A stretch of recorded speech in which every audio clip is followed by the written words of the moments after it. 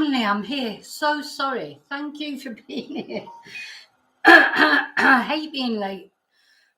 I've got an absolute obsession with being late, and but everything always goes wrong just as I'm about to go live. So nothing ever happens, and then suddenly everything happens. So I'm trying to do my camera so you can't see the state of my living room. There you go. Hopefully you can't see all the mess now. Hi, evening, Jackie. Let's have a look. Hi, Vicky. And Barbara is there in California. It's 10:27 a.m. I can just imagine you saying it. 63 degrees and a little cloudy. It will get more clear and warm later.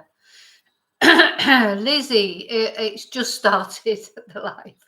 Hope your phone's working now. Okay, yeah, so sorry. I hate being late, as I say, I absolutely hate being late, but literally I'm all prepared.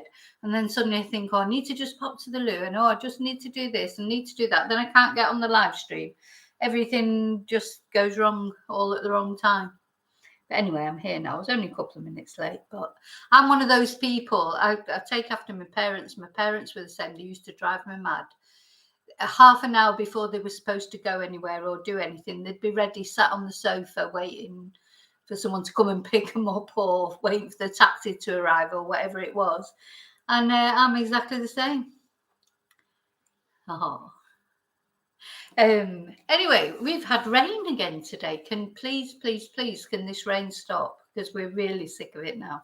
But anyway, yeah, it's been raining, not heavy rain. And actually it's quite nice. Well, I say it's quite nice now. It's coming into the evening now because we're an hour ahead. But yeah, it isn't raining now, and supposedly tomorrow's going to be nice. So I'm hoping to get a bit of sun tomorrow. Okay, so yeah, it's just been a crazy day today. It started off with the news of Madeline Kinsbury being found, and I'm going to start with that. I'm going to start talking about that.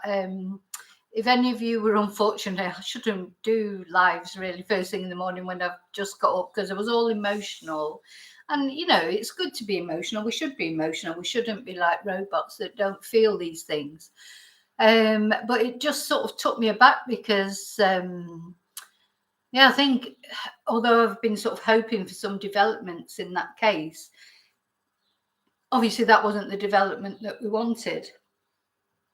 But we knew, really, didn't we, that it was likely that what would happen would be that Maddie something had happened to her, and it was something that her ex-partner Adam had done to her.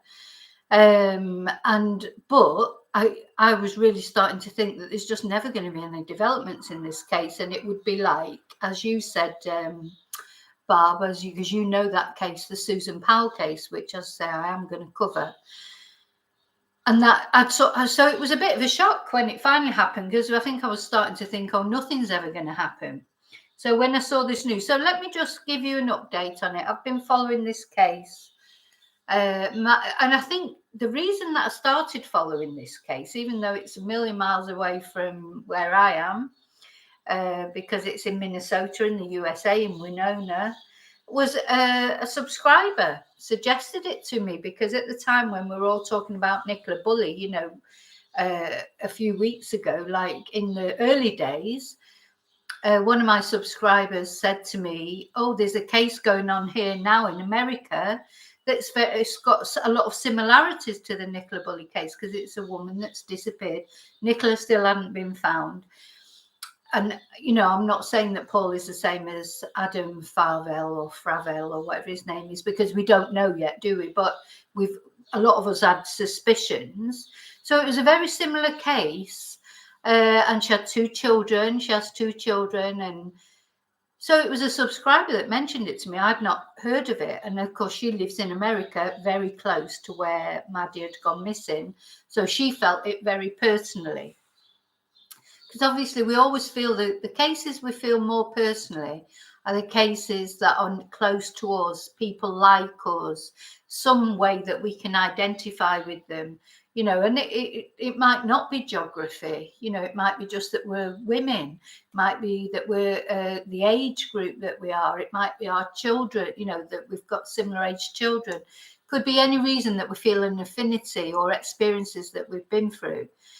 So these are the cases that resonate more with us, aren't they? Maybe that's why Nicola Bulley's case has resonated so, because she could, there's a lot of people that could affiliate with Nicola, couldn't they? Because, you know, even people, if she could be their daughter, or she was a mother. So any mother would identify her, taking her kids to school, walking her dog.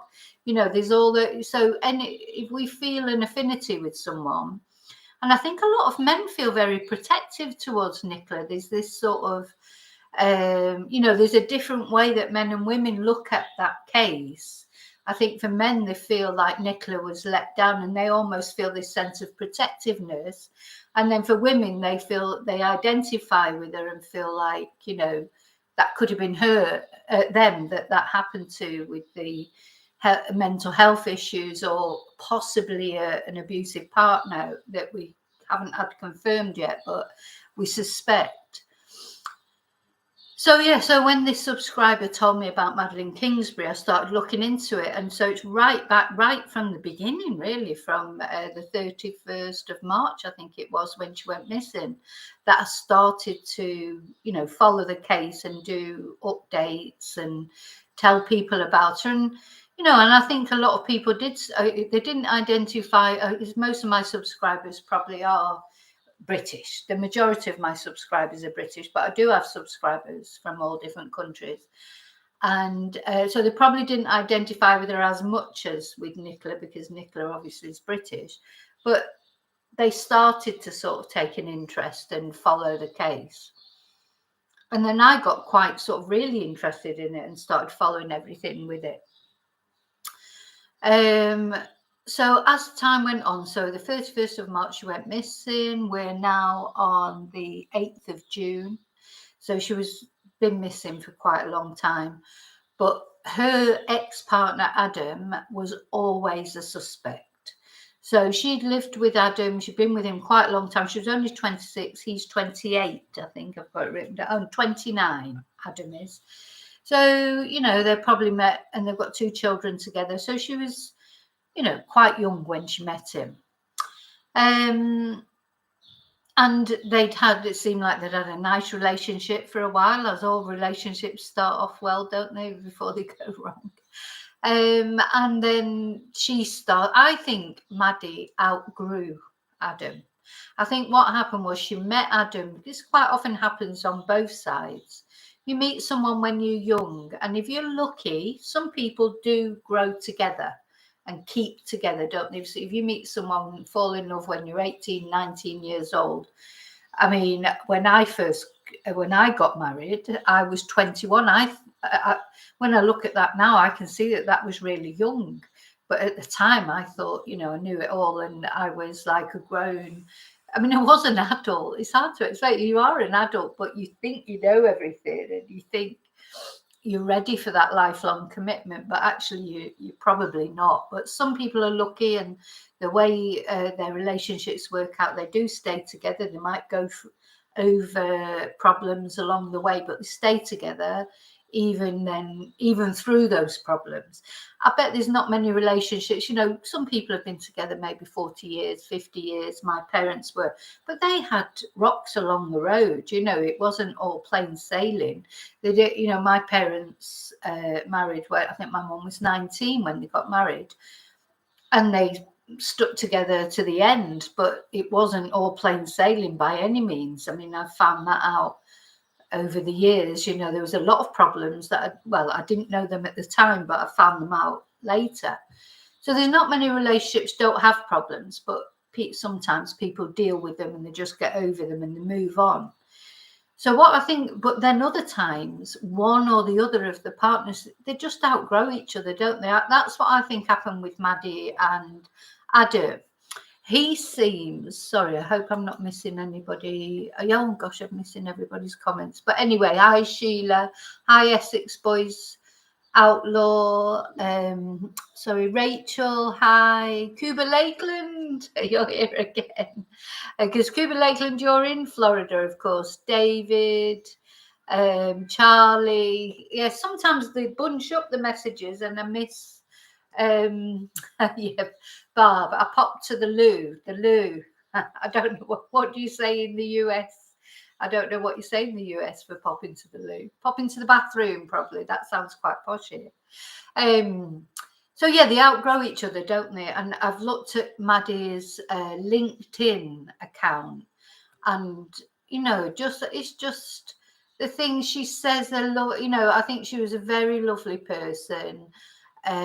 Reading between the lines, I think when she met Adam, she was quite young, and then she's grown and moved on and made a good career, and moved on with her life, and he was still like just like a child at heart, really. And she was the breadwinner. He didn't seem to have much to offer as time went on. That's, I have to research it properly, but that's the impression I get from the bathroom. That's what I've gathered, is that Maddie moved on from Adam. She decided she didn't want to be with him anymore. She was very successful in her career. She loved being a mom and all that. And she carried on living with Adam for financial reasons, even after they split up. But she was planning to leave him. She was looking at other properties. But what's sort of really awful is she didn't want to take the children far away from him. So like her sister lives quite far. Well, one of her sisters, she's got quite a big family, Maddie. And she said to her, come and live with me. And she said, oh, I don't want to take the children that far away from Adam. So she didn't, unfortunately, go to live with her sister. And she was looking for a place sort of halfway between Adam, so he could see the children, and her sister, so she could easily go and see her sister and her family, etc. And then, of course, she never got a chance to do it because one day she just disappeared. So they took the children to day school, to daycare. They came home. He says he popped out to do some errands in her car. She had quite a big they call it a van quite often, that I've noticed on the American. They'll say her van, but to me, to a British person, that wouldn't look like a van. It was more like a 4x4 type big car, But anyway, whatever you want to call it, he went off in that to do some errands, he said. And when he came back later that day, she had disappeared. So this has always been his story from the 31st of March. So although the police didn't declare it, didn't arrest him initially, but they did say they thought it was a suspicious, an involuntary disappearance. So right from day one, the police did say that they thought something was wrong with the way, they didn't think she'd just gone off on her own accord, but they would not name a suspect. And I think they've been playing their cards close to their chest, and we have to hope that's what's happening in other cases that we're looking at the moment. Because if you're going to have a successful prosecution, you do have to be very careful, because you've got to do everything properly, haven't you? And you've got to find the evidence.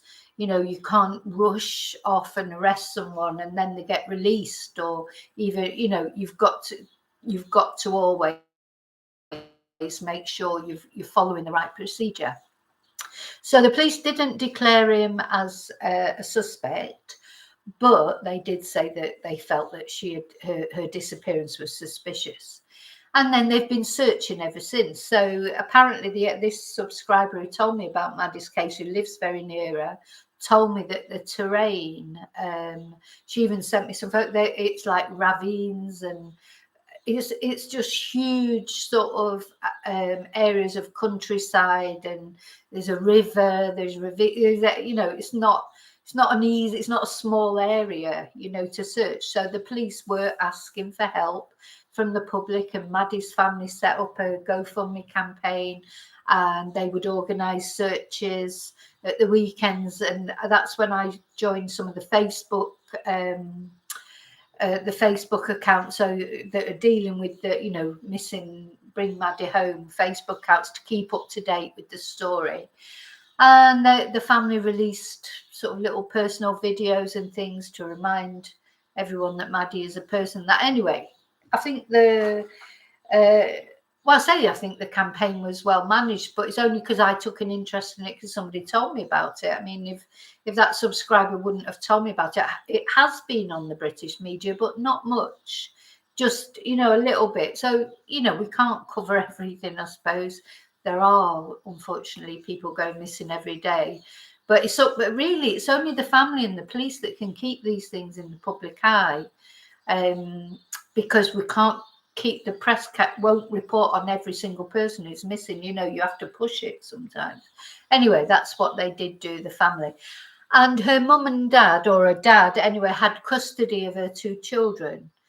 And there was a bit of a to-do about that. Adam initially, he kept the 2 children, and this is what frightened me right at the beginning, because there's reports that right at the beginning he kept the children in the house and he wouldn't let the police in.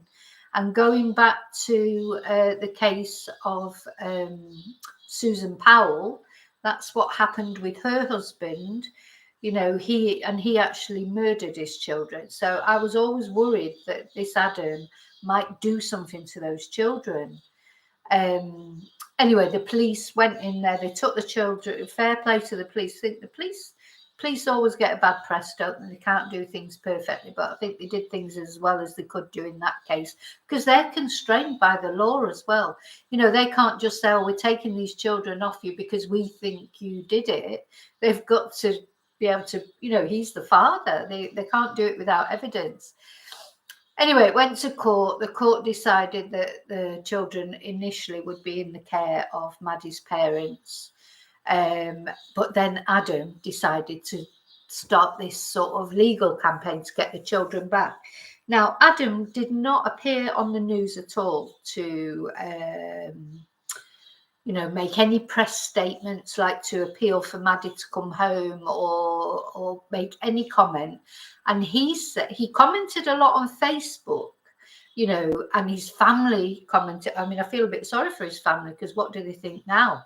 Because his sister, his parents, everyone stuck by him, you know, which I suppose you would. But of course, now he's been arrested. Is he still saying to them he hasn't done anything? Or did they know he'd done something? Because there's suspicions that his family may have known what happened. Anyway, so he turned around and said, "Oh, I can't make any appeals or anything because I've been told by the police not to."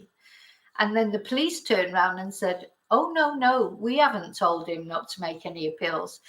And this is an interesting thing, because the police, when they suspect someone, they want them to make appeals. They want them to appear on the TV. They actually encourage it. Whereas if they, you know, when they're trying to protect the family, the family have got nothing to hide. But when the police aren't trying to protect them, and in fact are encouraging them to go out and speak, tends to be because they want to let them speak and hope that they make a mistake, I suppose. So anyway, this is what was happening. People were going out searching for Maddie all the time, the police constantly, and of course they were looking at CCTV. Very similar really to the Nicola case in those first couple of weeks when the police were appealing for help and dash cam footage, and you know, obviously it's a much huger area that the police were looking for Maddie. But it was a similar thing. It's like, if you know anything, you know, however small, do you remember that? That's what they were saying in the beginning. But, you know, after a while, they stopped saying that and said, no, don't ring us unless it's factual. You know, don't speculate unless you're a police person, then you can speculate. Anyway, so this search has been going on all this time. And finally, now, exactly what they say is that now, say Maddie, she hasn't been formally identified. There is a press conference tonight, maybe even as we're speaking now, the police were going to give a press conference. That might be where they confirm that it was Maddie. But all they said was human remains were found on a side highway in Mabel, which is near Winona, apparently. I don't know geography, so. And they said that these remains were found using information generated during the Madeline Kinsbury investigation. So That's either going to be sat nav, phone data, CCTV, eyewitness sightings, maybe of the van, or, you know, it's going to be something like that, isn't it? So it was a policeman that found these remains, and although, as I said, they haven't officially declared it's Maddie, apparently the clothes were the clothes that Maddie was wearing the last time she was seen. So well done, that policeman who found that. That won't have been an easy task in all that brush, and you know, and especially after 2 months, there wouldn't have been much left, really, unfortunately, of poor Maddie. And although it's very sad, and if you saw the sort of impromptu live that I did this morning, I was really quite upset. I've sort of calmed down now, but it's very, very sad, because it's like the worst news, but also it's good news, because what it does mean, at least it means it's the worst. You know, Maddie's not coming home as a living person to her family and to her children, but at least she is coming home. At least they know what's happened to her. And then the police immediately, they must be pretty certain that it is Maddie, because they then arrested Adam. And he has already been, well, he's arrested on suspicion. I don't know if he's actually been charged, but he was arrested on suspicion of second-degree murder. That's sort of the way they phrase it. And the Southern Minnesota Regional Medical Examiner, who is the coroner, basically, and we're going to talk about Nicola Bulley's inquest shortly, has said that they're working as quickly as possible, you know, to identify the remains, you know, to actually concretely identify the remains. So Vicky, he hasn't confirmed anything yet, as far as I know, but, you know, new details are emerging all the time. I just hope that he confesses and just, you know, just say what happened. Maybe they just had a row, but maybe they had a row and he didn't mean to do it. And, you know, I just have this feeling that it was planned, because another thing that I read was that although they were found on the side of a highway in Mabel, it is actually, I've read it in several sort of newspapers and things, but I've not heard it actually confirmed by the police, that the property, the land that she was found on, is his aunt and uncle's land. So there is speculation that maybe his family knew about it, or maybe he just took it to, you know, maybe that was just a place that he knew to take her remains. So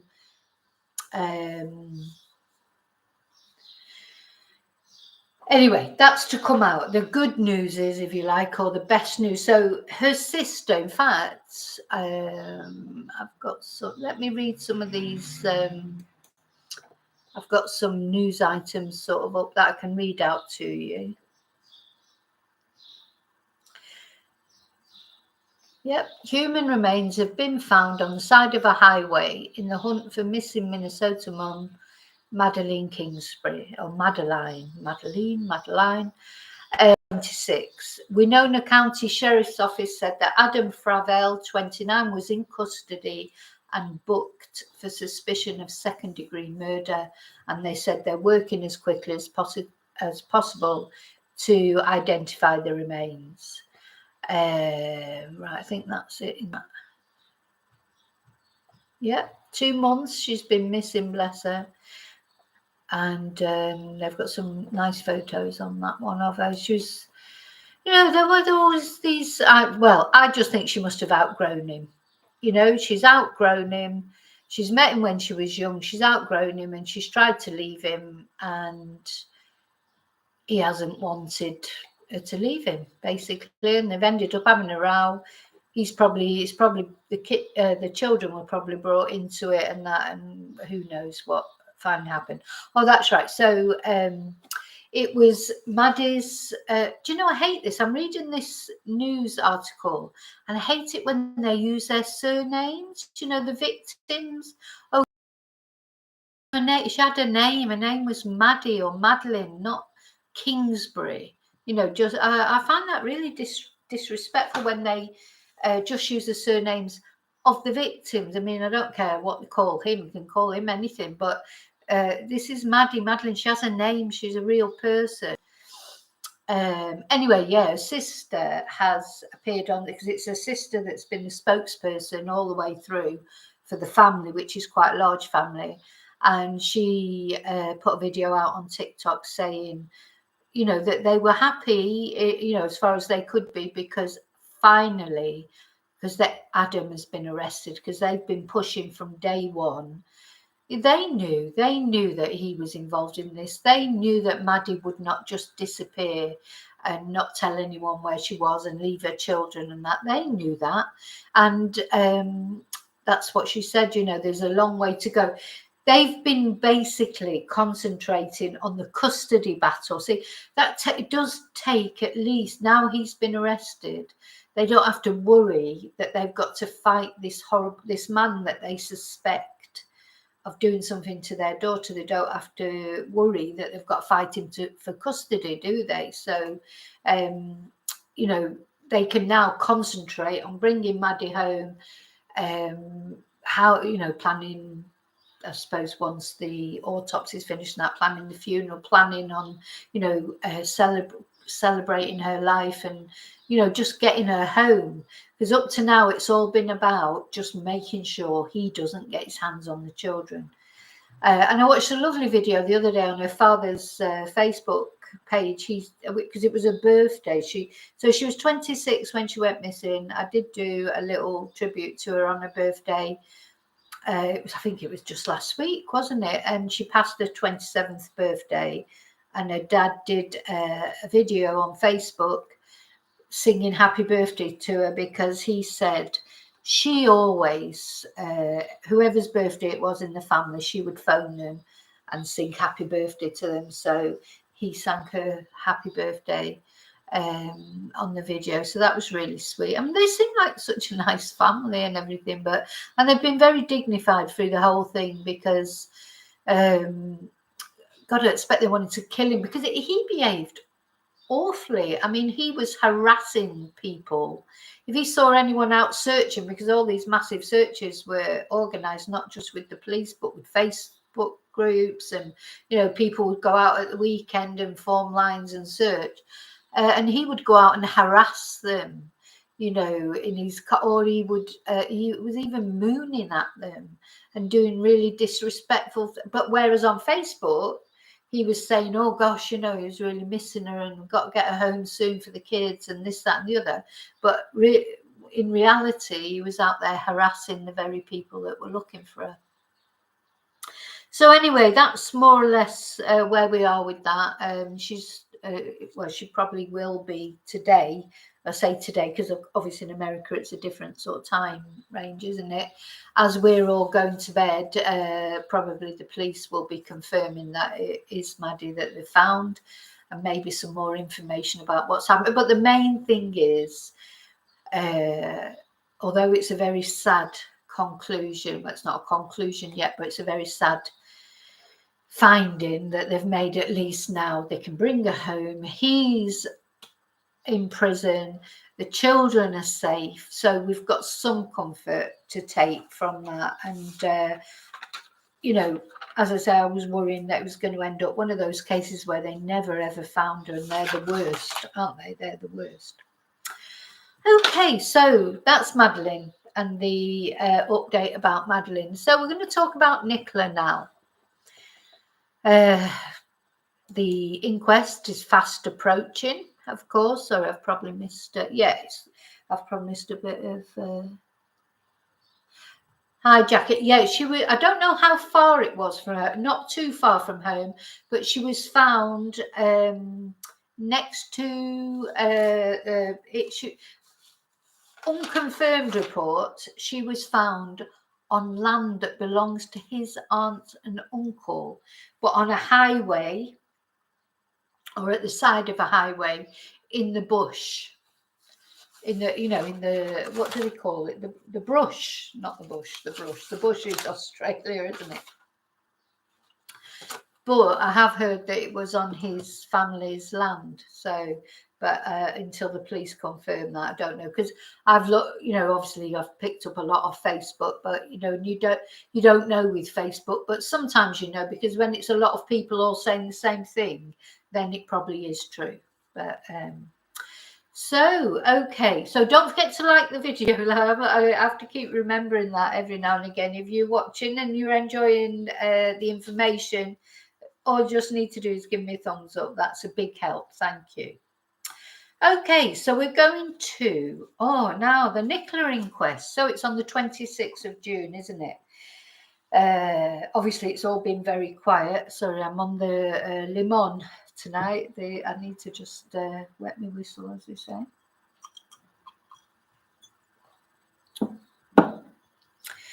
So it's now changed from being a one-day hearing to a two-day hearing.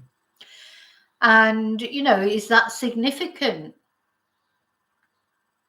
You know, that's what I was sort of trying to find out today. That's what I've been trying to find out as far as Nicola's concerned.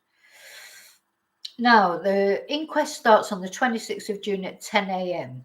And now they've changed it from a one-day to a two-day. That's on their official website. Anybody can look at that on the Lancashire Coroner's Court website. Let's see, what do they actually call it? Because, yeah, Lancashire Government.uk, births, marriages and deaths, coroner's inquest hearings. There's a list of all the hearings that there are in June. So anyone can go on there and look at them. Who, you know, I found it sort of, it's quite scary actually when you go on it, because there's at least one every day. Sometimes, I mean, on the 20th of June, look, I'm just looking at this. There's actually three. Is there three? And that's the 19th, 20th. Yeah, 3 inquests. So all these people, you know, that are, because to need an inquest, you have to have died in some sort of mysterious circumstances. So not necessarily murder, not necessarily self-deletion, but just if you haven't seen if you haven't seen a doctor within the, I'm not sure exactly what the period is, but within the preceding days before you die, you have to have an inquest, because your death is unexplained until the coroner explains it. So I found it, you know, and they're all different ages, you know, like probably there's 30. If I go down now, just looking from where I am here, so we've got one who's 41, 67, 38, 57, 71, 79, 51, 76, 80, 42, 60. These are the ages, 85. So they go from, you know, elderly people, but then to sort of much younger people as well, 69, 51, 73, 45. And that is Nicola. When you come to Nicola, 45, she's one of the youngest ones there. In fact, I think that is the youngest one that I've read out so far. So 90, 65, 35, 79, 54, etc. Yeah, actually. Oh, and then there's one down there where it's got the age, it says 0. So obviously that must be a baby. You know, so it's quite sobering, you know, to sort of look at that and think, these are all, this is what the coroner's dealing with day in, day out. I mean, sometimes I think it can be depressing when you're talking about true crime and things. Sometimes you have to take a break from it, don't you, and disconnect. Because although it's sort of fascinating in its own way through the, you know, just the fact that we as human beings, we are naturally curious about things. But sometimes you do have to switch off from it. But imagine if you're a coroner and you've got to look at this day in, day out, and it must be, it's a difficult job. I think it's very, very difficult. I have a lot of respect for James Aidley. How he's going to sort this one out, I don't know. So then when I looked at all these cases, you know, all the ones for June that are listed here, all the different ages, and they're all from Lancashire, obviously, because he deals with Lancashire. Now, the times that are set aside for the inquest. So what they must do is when they decided, so some obviously must be pretty cut and dried, because some of them, like this one, there's just 1 hour. 1 hour set aside for Paul Anthony Sampson on the 16th of June. 1 hour for Charlie Korsman, because he was 71, so I presume they're thinking it's straightforward. 1 hour, 1 hour, 1 hour, 1 hour. There was one that I saw, it was half an hour. Now, then up at the top here, we've got some on the 12th of June, which is, we've not passed yet, no, because we're on the 8th. 10 days put aside for that hearing. So what's happened there? You know, then another one, 10 days, Philip Anthony Townsend, 10 days. John James McCartney, 10 days, full hearing, 10 days. Then we've got 1 hour, 1 hour, 1 hour, 1 hour, etc. Going down. Then we've got one that's, but it's a pre-inquest review, which is a virtual inquest. I wonder if that's what Nicola had that first day when he literally just opened the inquest and then adjourned it. Is that a pre-inquest review, possibly? And they seem quite short. Then there's another one of those 1 hour, another one 1 hour. But then we've got a full hearing, 1 hour. Then we've got 2 hours, 1 hour, 3 hours, 3 days. So I was looking at this one, John, on the 20th of June, there's a full inquest, 3 days for John Keith Creevy. So I'm thinking, why is it 3 days? Why are some 1 hour and some are 3 days? So these are the longer ones. Then we've got one that's half a day, 1 day, 1 hour, 2 hours, half day, etc. Until we come to Nicola. Oh, we've got on it 1.5 hours they've put aside for it. Seems a strange amount. And then we come to Nicola's and it's 2 days. So it's written there that put aside, it's going to take place over 2 days. So I think we've got to, I've been trying to find out, I found out some things about what happens at the inquest, which I'll tell you about, because I've been trying to find out exactly why would one inquest be 10 days, another one like Nicola's is 2 days, and then some are just like an hour. So what's the difference? And I think it's obviously the amount of information that needs to be processed. Well, Nicola's had originally been designated 1 day, hadn't it? And then somewhere along the line, as they've been gathering information or deciding which witnesses to interview, or I don't know, because we don't know, because the coroner won't tell us. He may have told the family those things, but he certainly won't tell the public the ins and outs of it until it actually starts. For some reason, somewhere along the line, he's decided that he needs 2 days to deal with Nicola's particular case. And I don't know how I feel about that. I just can't decide. I feel better about it in a way, because I do feel, if nothing else, it means he's really looking into it, because I don't think James Aidley is going to let people down in the sense of not investigating it enough. Whether he'll ever be able to, because even if he establishes that she drowned, I don't see how he can establish how she ended up in the river in the first place. How could you even prove that? You might say, yes, she ended up in the river. Well, how did she end up in the river? So I think the reason he's increased it to 2 days is because there's so much information to process.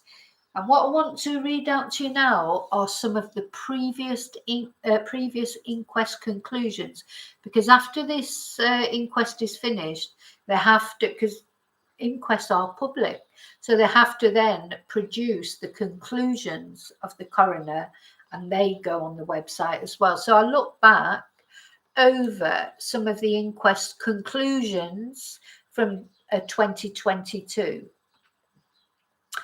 So this first one, very sad because, I mean, I don't know how old this person was, but on the 7th of December in 2022, there was a gentleman or a child, I don't know if it was a guy or, as I say, a child, Sam Pierre Watkins, and the conclusion, Sam Pierre Watkins died of natural causes contributed to by neglect.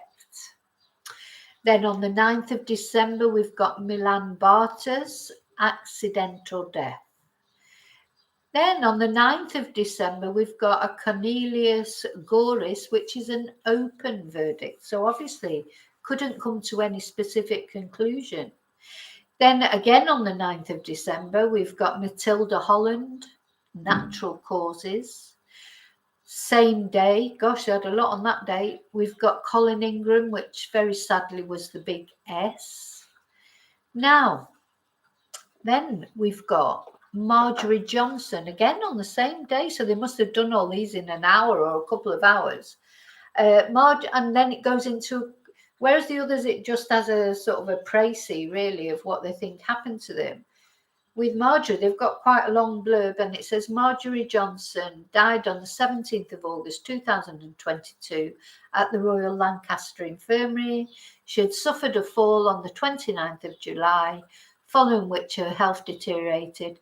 It is not possible to determine whether an accident or medical event caused the fall. So that's the sort of conclusion that we might get as well. Quite a lengthy one like that. It might not just be the big S or accidental death or open. There could be like an actual description of what they think, because then the next one again, Paul Whitfield died on the 10th of August from a left subdural hematoma, but it's not possible to determine whether it was caused by a fall or a medical event. So there are cases, there are times when it's not clear. It's anyway going down. Then we've got Glyn Griffiths, natural. Francis Gallagher, natural causes.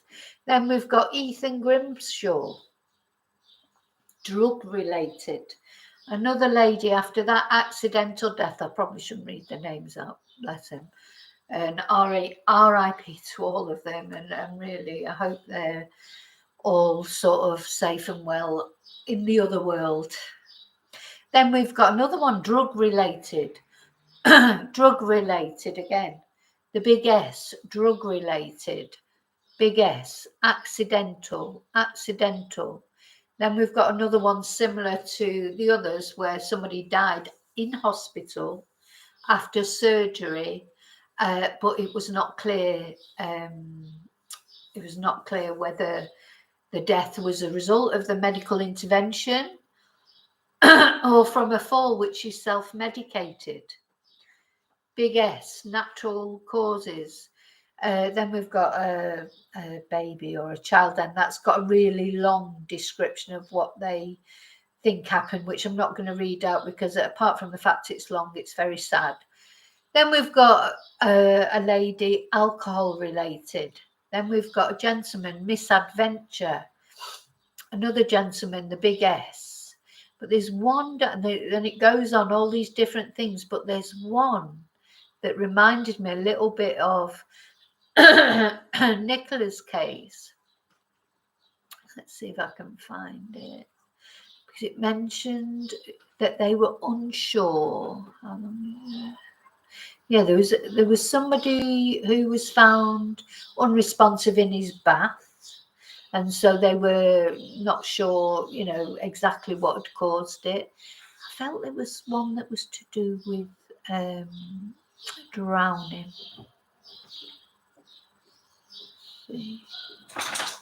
Yeah, oh my God, it's very depressing actually, this going through all these, to be honest. Yeah, probably won't be able to, gosh, there's so many, it just goes on and on and on. But this is what this guy does day in, day out. I mean, it's so depressing, my goodness. I'm worrying about his mental health now. I mean, you've got to be able to switch off, haven't you, from dealing with all that. I mean, I'm just scrolling down now, I'm going through, I've been through about 30, and I'm only on the 6th of February. I'm trying to find. There was one. Right, here's one mysterious one. I won't read her name out, but on the 6th of February this year, this lady died in September. The inquest was on the 6th of February. She died on the 26th of September at a farm. She was in the area on holiday and she'd set out for a walk with her dog. She died of chest injuries caused by being trampled by cows on the course of her walk. Her dog was on a lead and she was an experienced walker. There were cows with calves in the field. It is not possible to determine what caused the cows to have injured Mrs. whoever she was. Gosh, well, I don't know about you. I mean, I used to, I'm not here in Spain, we haven't got cows in the campo here. In the north, maybe they have, but not in where I live in the south. But I remember when I lived in Reading and we used to go walking, and yeah, quite often there'd be cows in the field, and they were a bit scary because they would come over to you and sort of encircle you. And when you've got a herd of cows like that, you know, I'd just try and get away as quickly as possible. But yeah, so there's a mystery. They don't know. So he's determined that it was the cows that caused her death by trampling on her. But how she ended up in a corner where she couldn't get away from them, you know, and if the cows had calves, maybe they felt under threat, you know, from the dog or from her or whatever. So yeah, they can't, it's not always clear. This is what worries me. But I feel like there was one that was to do with drowning, but I can't find it now. There's so many here. So many, bless them. Yeah, children. Yeah, very depressing job, my goodness. Yeah, so occasionally, it's more often it seems that he has to give, or I'm saying he, I don't know if he's done all these particular ones. Sometimes they have to give quite a long explanation of what happened. Like there's one here with somebody who had problems with mental health, had made attempts to do the big S and that. But although he concluded, or whoever the coroner was in this case, concluded that her actions in securing a ligature were deliberate, but was not possible to determine whether she intended to take her own life.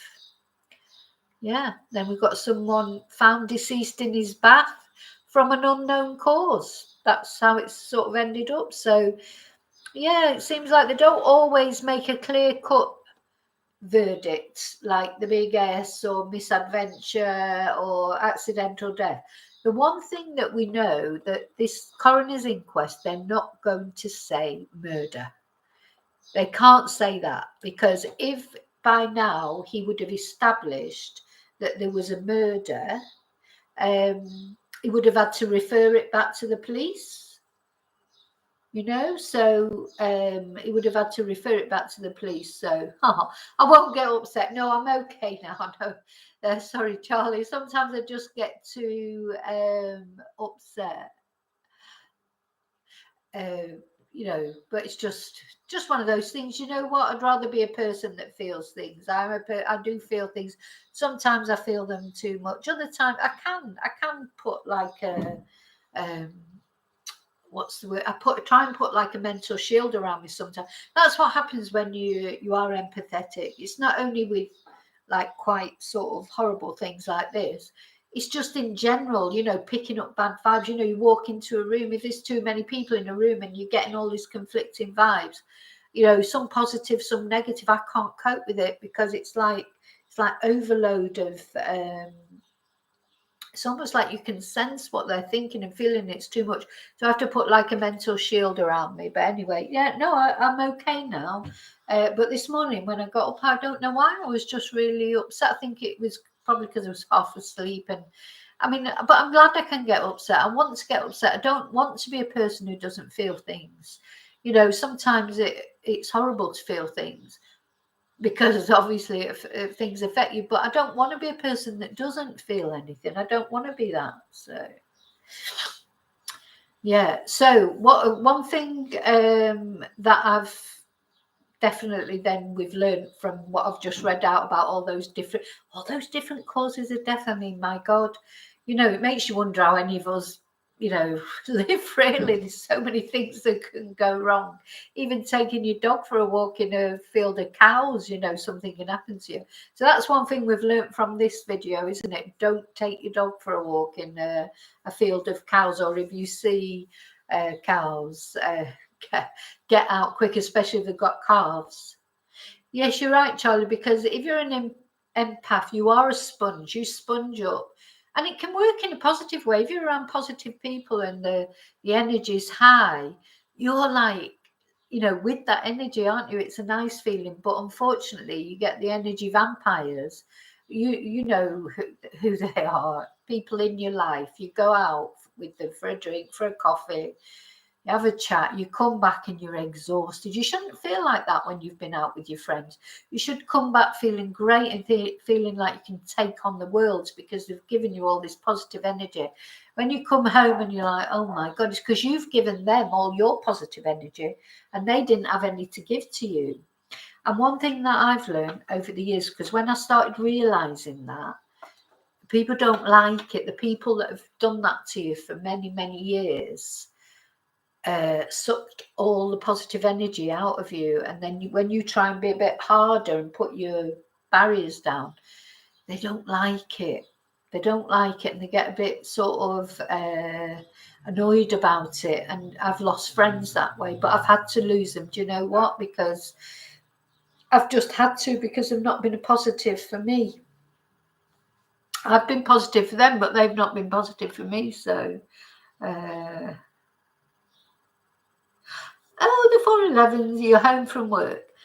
That's right. So you're sensitive to positive vibes about people and negative vibes about people, and also, situations. Sometimes you can.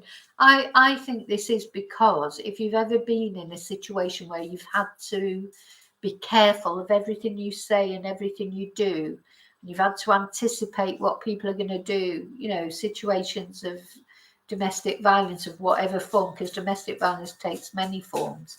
It's not always physical violence. But if you've been subject to that at any time, that is a self-defense mechanism that you create, anticipating what people are going to do so that you're protecting yourself in that way so you can avoid that situation. And that eventually over years, at my advanced age now, and having been a teacher as well, so which again, you're having to anticipate what people are thinking and feeling and try and it's hard to switch off from it.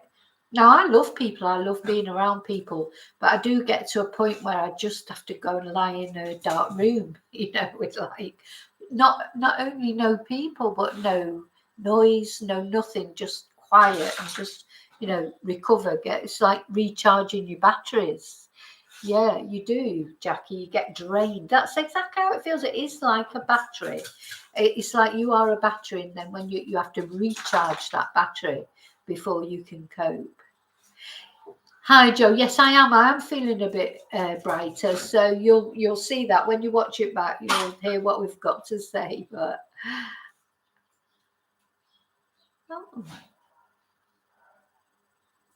anyway, sorry, I've just got distracted there reading the chat. I'm not ignoring anyone if you're saying anything in the chat. I'm not ignoring you. It's just that when, as you can see, I'll start reading it and then I get totally distracted and there's still things I want to tell you.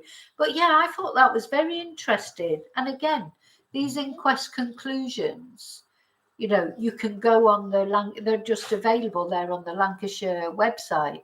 So, it's interesting. It sort of gave me a little bit of hope in a way, because I thought, well, if he's doing this over 2 days, there's got to be a lot of information coming in. So there'll be lots of testimony. He could appoint a jury. I think he would have done that by now. But, people think that you can have a jury in an inquest, but they cannot they cannot make a verdict, a criminal verdict. Only the police can do that. So if the, I think if the coroner had evidence that something criminal had happened to Nicola, he would have passed it back to the police by now. The fact he hasn't doesn't necessarily mean that he doesn't think there's criminal involvement, but it means that he hasn't got enough evidence to prove that. So we'll see. So it's like, it's interesting, isn't it? So 2 days. So I was going to go live on the first day, but I don't think I'd be able to go live for 2 days because I have somewhere in between I have to work. But what I'll be is live at any point that I can be live. And, as soon, and then if I do have to do some, it's annoying this work, isn't it? When you have to actually work, it's just irritating. It just gets in the way of everything. But anyway, no, I'm only joking. But you know what I mean? If it goes, because I would love to be just sort of commentating on it all the way through. I'd like to be there in a way, but I wouldn't go, I don't think, because I still can't imagine how the police are going to manage it all, but anyway, we'll see. Okay, so what was the next thing I wanted to tell? Oh, so yes, this guy that we all love, not Andrew Snowden. No, it's funny because you sort of look into this case, and although I know I've been a bit of a downer on Sally Riley, calling her silly Sally and everything, but I don't think she's a bad. But I think she was useless. Like, I just think she just got totally sidestepped with this whole thing, and then before she knew it, she couldn't dig herself out of it. And then of course Rebecca stepped in, and I'm going to look at Rebecca in another video, and I can't make my mind up about Rebecca. I think there's a part of me just thinks she's got to have got where she is in the man's world that she's living in. She can't be too stupid, so we'll see. She's either totally been misled or she's playing a blinder. Who knows? Maybe time will tell that. But hi, Chumba. Hi. You're late again. Are you a Sagittarian? Sagittarians are always late, aren't they, for everything? So yeah. So I'd written him. Gosh, it was ages ago now. I'd nearly forgotten. I was going to pursue it. So I'm going to read you the email that I sent him and the reply that I finally got today, which is nothing exciting, I can tell you. I mean, I didn't expect anything. I didn't expect him, to tell me the whole story of the case and everything. I'm not that stupid, that thing. But, the coroner, when I sent him an email, he did reply to me. And I do think that was him. I don't think that was his office, because this is Snowden's office. But I think he'll have talked about it and thought about it for a long time. Exactly, was it? He wouldn't have known how to reply, because I bet he's gone through all the right. Well, I don't want to reply really, but I should reply, because if I don't reply, then that might look bad, or that might come up against me later. But he'll have gone through all that in his head, and in the end, what he's probably decided is, let the office reply, and then it can't be linked back to me or whatever. I mean, it's not a horrible reply or anything. It's a pretty standard reply. Or maybe not. Maybe lets his office just deal with everything. Probably they're getting quite a... But, bearing in mind that Mr. Aidley, he replied to me. I got an email back from his office to just say, we've received your email and we'll be in touch. And literally then within 2 days, I think, he replied. I think it was him. Whereas with this one, it's taken over a week for them to reply, and it isn't much of a reply. I mean, really, they could just have a standard reply that they send out to anyone who's inquiring about the Nicola Bulley case. Oh, there's Ruth. Oh, sorry to hear that. Oh. Hi, David. Anyway, let's go and look at this. Email. Look, my dog's coming up now. Riley. Oh, he's starting to get a bit. He likes to get his face on camera. Don't you? You like to get your face up on camera now? Yeah, you do, don't you? Oh, he's so cute, this dog. Okay. So I'm going to read out the email that I sent to him. Just take a while for the emails to load. Okay. Right, so I'll read out the email I sent to him first, and then. So I sent an email, and in the title, in the title box, I put regarding Nicola Bulley. So the police predicted when she would be found? ? Actually, I'm looking at it now, I'm thinking, oh my God. But I was just flabbergasted that he said that. So here's the coroner, everyone telling us not to speculate, not to talk about it. And we've got this idiot actually doing a video saying, oh yes, well, the police predicted the day that Nicola would be found. I mean, for goodness sake. He's the police commissioner. That's the sort of thing, even if a YouTuber went on and said that, you'd think, oh, hang on a minute, you don't have any proof of that. Don't expect the police commissioner to go on a video and say that. So this is the email that I sent him. Oh, God. I said, Dear Mr. Snowden, hi, I don't know if you're aware, but your recent comment that the police predicted the day Nicola Bulley would be found has caused a storm on social media. There is unprecedented interest in this case, so people have latched onto this comment and they are speculating how the police could have known this, especially as Nicola was in fact found by a psychic, so this just makes this strange case even stranger. Then I said, Jason had to call the police. Why were they not already there if they knew the day that she would be found? And anyway, how could they possibly know that? I have a modest YouTube channel and I always try to report only facts. So I wondered if you wanted to clarify that remark so I can put it out there. Currently, people are just wondering how that could be, and speculation is just getting wilder and wilder. Thank you in advance for taking the time to read this, Vicky. So that was the email that I sent to him. And when did I send it? Because I think it was over a week ago. I sent it on the 1st of June. So yeah, today's the 8th of June. So I sent it 8 days. So it's taken 8 days to come back with this answer, which arrived today. Oh, no, it says the 6th. Well, it says they sent it on the 6th. Well, I only got it this morning.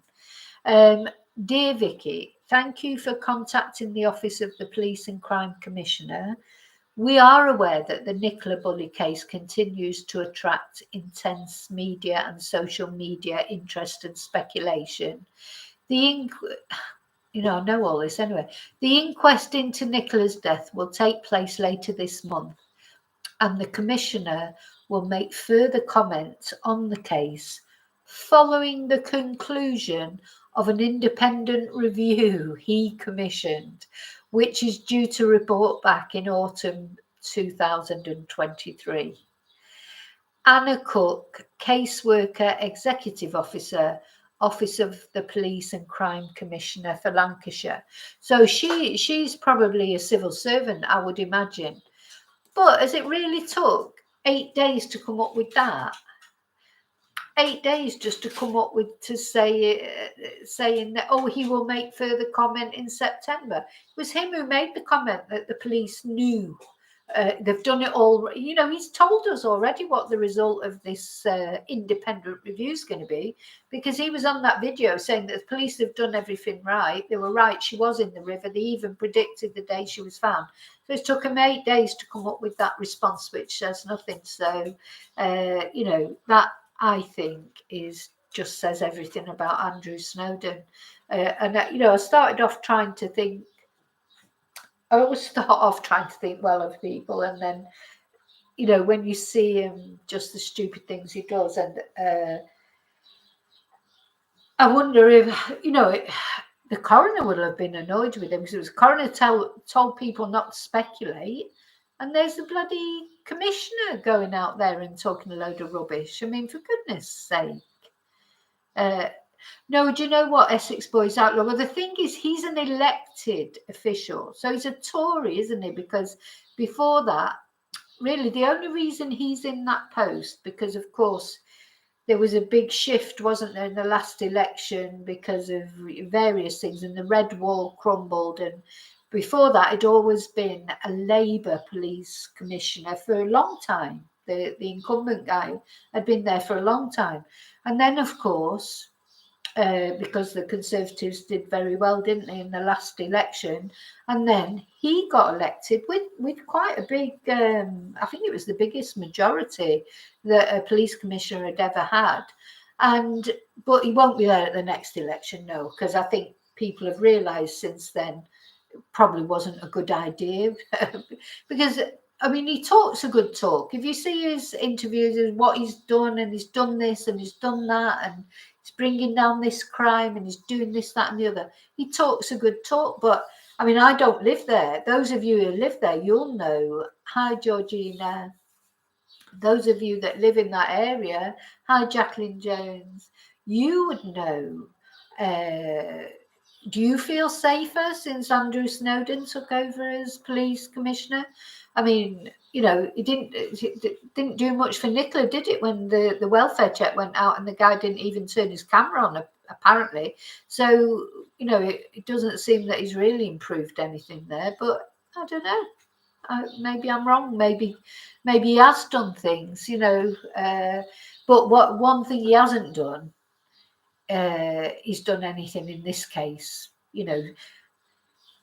This is my whole thing with just generally with politicians today or across the board.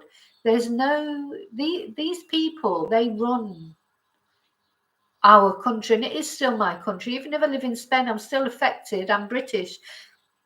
My family are affected, and I'm affected as a British resident, well, as a Spanish resident, but a British person. I'm affected by what happens in Britain and what relationships are between Spain and Britain. So all these things that these politicians do, they affect us, they affect our lives, our quality of life. And I just feel now, I mean, I thought politicians were bad years ago. It's funny, but you give anything to get those sort of politicians back in a way, because now it's all about career, their career. It's not, he's not doing it. And not only him, I'm not just pulling him up. I think politicians, I'm not even just pulling the Conservatives up. I think just in general, there's this career politician now. Nobody wants to improve people's lives. No one's going into politics saying, I want to make Britain a better place. They're going into it because they're thinking, oh, this is a good career, and then I can end up in the House of Lords, or I can go and, you know, do speeches all around the world or whatever.